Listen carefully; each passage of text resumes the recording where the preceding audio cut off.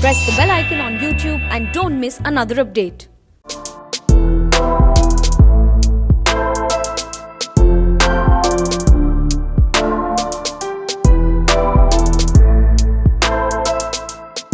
This is your first original digital series that you're part of. There would have been like a huge premiere and we would go out and meet friends and like invite people and all. Are you missing all of that, or are you like a bit relieved? Okay, no hair, makeup, no clothes, nothing. We can sit at home.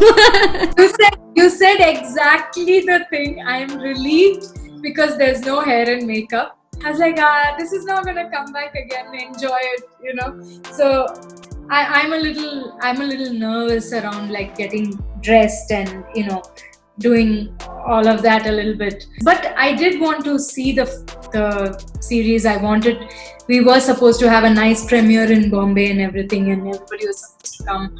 So I really wanted to see it on the big screen and stuff. That didn't happen. Yeah.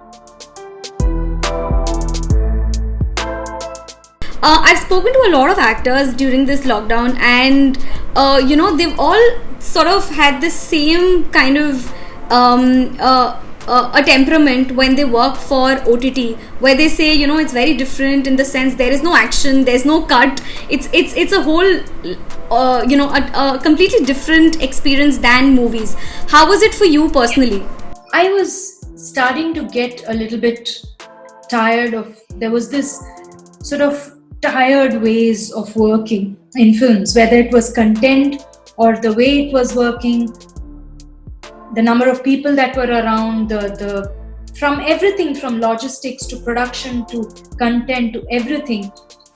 I didn't know, and they didn't know where to fit me in the whole scheme of things, because I was a mainstream actor, but I wasn't doing the mainstream. So then what do I do? So for me, more than anything, I was so excited at the prospect of being able to do something that I have always wanted to do as an actor, right?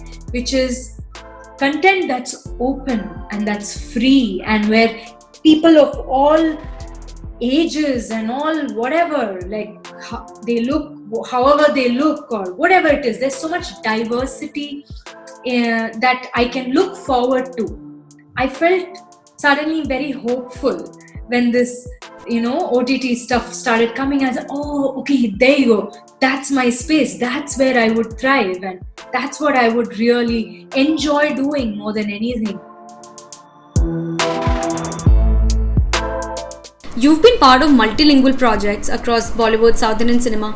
Do you think as an artist, mediums matter? The way you approach a script, the way the director or your co-actors work, the whole crew, is the whole, like, the whole feeling, is that a little different from working in a different medium altogether? It is. I don't know, somewhere, there's a slight difference in sensibilities. It's a little more, almost it's allowed, even in films.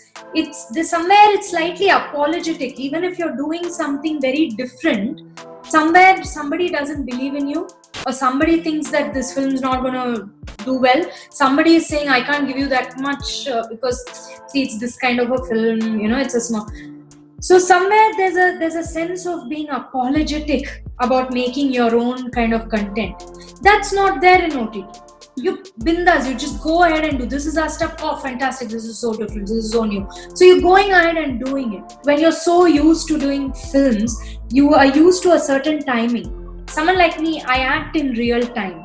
I take time and I act. So a lot of times, like directors have told me, Nitya, can you slightly just do it a little quicker, because we don't have that kind of time. So I'm used to that, and then when I did Breathe, I remember one particular scene. I was just getting out of, I came, parked the car, got out of the car, got into the house, and my aunt said, Nitya, you can take your time. I'm like, oh, I have time, so I can do it in real time, so it's nice. The experience of acting itself it feels very natural, very authentic.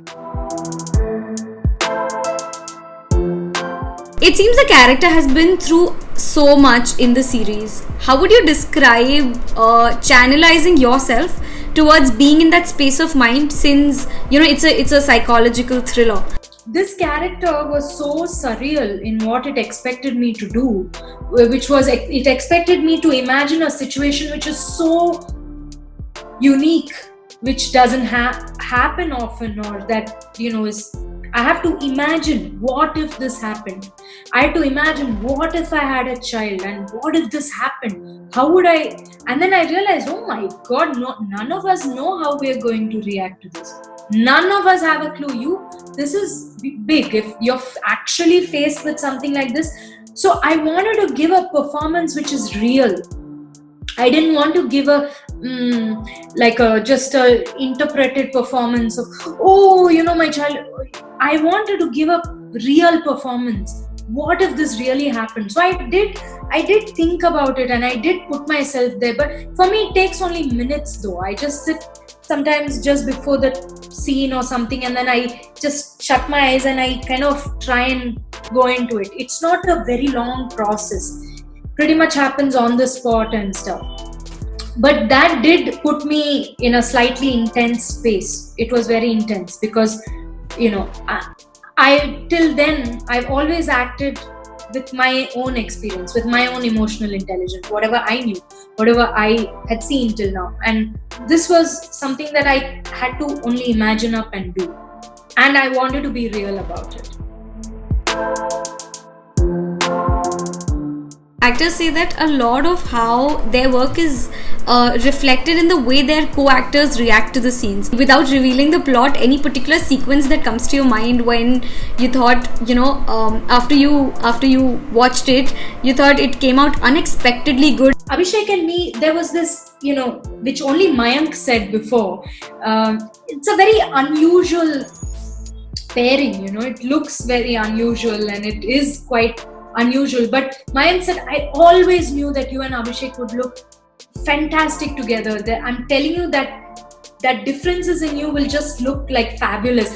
And when we started doing it, like, we felt it as well. We were like, actually there's some kind of a chemistry. It just works, they look nice together.